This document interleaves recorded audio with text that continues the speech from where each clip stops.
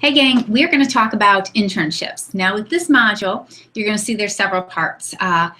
The study guide highlights all the things that you should be familiar with. There is the internship manual, which I linked in this module, or you can find it on our school website.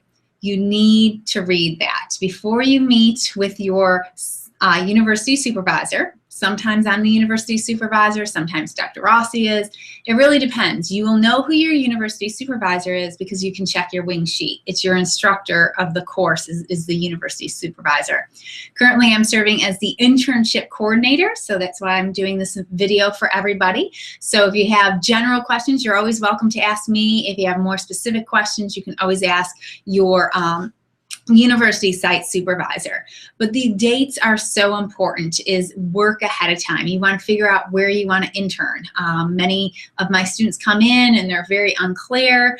If you're unclear of what you want to do, I would go with a facility that has a wide range. So if you know that you want to go in rehabilitation sciences, I would suggest working in a hospital that you can see PTs, OT, cardiac rehab, in a wide variety. If you're still in that I'm not quite sure what I want to do. If you know exactly what you want to do, then obviously you need to shadow under the best person doing what you want to do. So if it's performance, you need to get out there and work in whatever setting you want to work. So if it's in the college setting, if it's in the industry setting, you need to figure out what setting you want to do. So that's my tip for those who don't know what they want to do and for those who know what they want to do. And if you do know what you want to do, you really want to investigate the site and see if someone else has done an internship there, maybe talk to previous interns. So a lot of sites, because they have so many interns go through, they have a process. So along with our process, their site is going to have their own processes. Certain hospitals require you to do more paperwork. If you're working in a hospital setting, you might have to get vaccines and some documentation there. So it might take you a little bit longer than you expect. So that's why our due dates are so far in advance. Usually 3 months before you actually have to intern is when we need that paperwork in. And when we talk about paperwork, again, your manual will walk you through this of all the important things to get together. And we need that to go to your site supervisor or your university supervisor first. So you fill out the application, the site description, your off-campus, your insurance, that you have all these things in place, and you meet with your site supervisor. Because you can't come to me and say, oh, I'm going to intern at Google. Well, that's a great idea. But if they don't know you're coming, that's really not going to help. So I would say start the conversations with the individual places. You find your own site. You are responsible for it. We've had, different universities go back and forth on how this goes. We found that having it in the student's control is better for you. So rather than me place you in a site, which may or may not be what you want to do, we actually let the students pick their own site, which is a great thing. But you have to go out and know. And a lot of the sites sometimes require you to already have volunteered because they don't want to take on an intern who doesn't know what they're getting into. So I know Optimum's a place that requires the shadowing before. So if you haven't interned with them, doesn't mean you can't get an internship, but it might not be here in Statesboro. They have a lot of different facilities. They need interns with a lot of different ones, especially down in Savannah too. So meet with the site supervisor, the person who would be advising you in that role. So they might be over the interns and then you're going to work under someone else. That's all right. Who's ever going to handle the paperwork, you need to meet with them and describe what you're looking for. And you can go through the site description with them, which takes a little pressure off of you. The other paper, so you get that paperwork into your university supervisor, who might be me, it might be somebody else, but you meet with us and you adhere to those deadlines. So those deadlines are really important. October, March, and May are really important. You need to know which deadlines you have.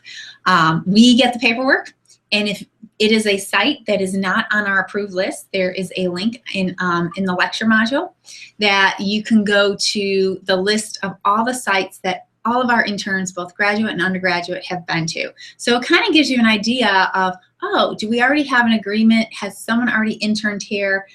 And if that's the case, that will be easier for us to get the paperwork through. If it isn't the case, that doesn't mean you can't go there. It just means that there's more paperwork your university supervisor needs to fill out with the legal office. The legal office is actually the person who, or the entity that enters into a legal agreement with the agency that you want to work with. So if it's, you know, a new PT clinic in town, which we only have 2 right now, but if it's a new clinic in town and you want to work there, that's great. We just have to have an understanding. They know what our internships require in their responsibilities. So the other thing is, once you get into the internship, you are going to be placed in a folio class. So you are all familiar with folio because you're on it right now. But that's how we keep all your documentation. So you need to submit your hours, and we're tracking your hours. And you also need to submit logs. One question I get from interns, active interns, of, well, I do the same thing every day. Surely you're not meeting with the same people every day, and surely they're not having the same response every single day. So maybe you're working with a team and you got a scheduled out training program. That's fine. So the 3-week training program that you're commenting on, say, I attached my training program, this is what we're doing. Monday was really great, everyone was excited, and maybe Tuesday they were beat up. So you need to reflect, you need to digest and show us that you're synthesizing and analyzing what you're learning, that you're just not a warm body sitting at this facility, that you're taking things in and, oh, now I understand how Medicare, and now I understand what this insurance thing is, because this is a nightmare, and I work with the person in the office, so I don't care what it is. Just show me that you're learning and you're just not, you know, folding towels. Folding towels might be part of it, but you can't just fold towels. So your weekly hours and some kind of reflection, keep it on one page. Don't send me an individual document for every single page. I want weeks 1 through 3 on a Microsoft Word. You've typed it up, and I can easily see what's going on. It helps us kind of filter out if you're saying the same thing of, I'm feeling overwhelmed, I don't know how to deal with this thing, or, you know, if you're having an issue with your supervisor, we can see that and we can kind of help mentor you through your situation. So we need to know that information. After a while, you're going to actually have a midterm and a final completed by your site supervisor. They're going to evaluate you. And typically with the midterm evaluations, they'll mark all 4s, but they give you an A. You're not getting an A if you get all 4s. I mean, they're just trying to be nice and they're not used to grading. That means there's room for improvement, and you need to take their feedback constructively. They're telling you this to make you better. You know, just being the cheerleader, great job, doesn't really tell you much. You need to know where you can do better. And a lot of times our interns have a trouble with maturity things such as taking initiative, being on time, things that is easy to see. If you're coming in late, they're going to mark you're coming in late, and that's not very professional. We know that. So it's something that you can work on. That you don't realize that people notice when you're not there on time. People notice when you're not there. I mean, you are an intern, you're not getting paid, but that doesn't mean it's a volunteer position. You come when you want to. You're adhering to all their guidelines. So when we have spring break at Georgia Southern, that doesn't mean you go on spring break. Most faculty don't go on spring break. We're actually working our jobs. It just means we have no classes. But for you, you don't get a spring break unless you've worked it out with a facility that, oh, I'm going to go a week over. It's not very, you don't earn that time. And being absent is another big issue. If you're in a professional setting and you miss 1 day a month, that's pretty reasonable. That's usually what the personal and sick time is in most employment areas, that you earn one day a month. You earn it. You have to work the whole month to get it. And you usually want to hold those back just in case maybe you get the flu and you're out all week. Well, you don't want the flu, and, you know, your aunt came in town, and, you know, I had this going on, and it just adds up. And again, you're an individual who is helping them out. So if you're not there, it throws their day off. So you are held to the same standards. So when you don't show up, it not only reflects on your log sheet, it also reflects on your performance. So that's something to be very conscious about. It's probably the #1 thing I hear the most from site supervisors is they called in too much. And then you end up going later, and that's not appropriate.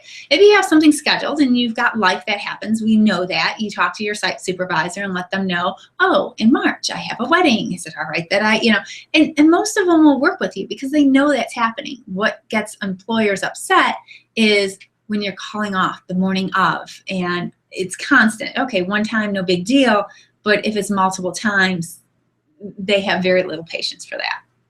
So when you do your midterm and the final, typically the midterm indicates where you can work on. Don't freak out if your grades are a little bit lower. We're really looking at that final as, did you take that feedback and did you improve?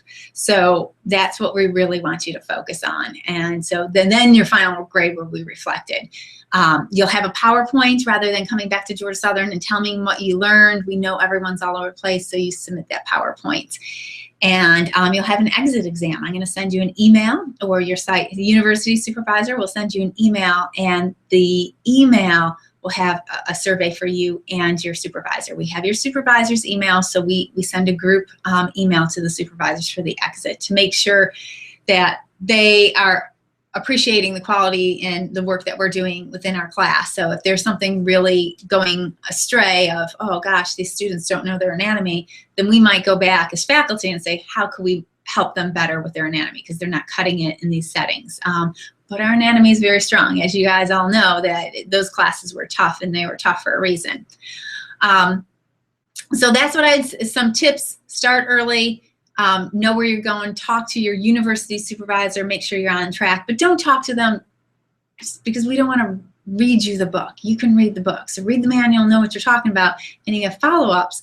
We're happy to banter back and forth and help you find the right facility, but I'm not going to tell you what the internship application form is. I mean, if you don't know what that is, that means you didn't open the manual. So be conscious of that, because we do rotate, and during the spring we have 50 interns. During the summer and fall we have 25. So that's a lot of folks, and if we're trying to hold everyone's hand to get across the finish line, that's pretty tough.